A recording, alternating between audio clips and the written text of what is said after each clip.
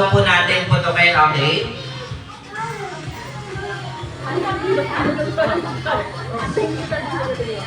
Alright, pass the balloon in 3, 2, 1.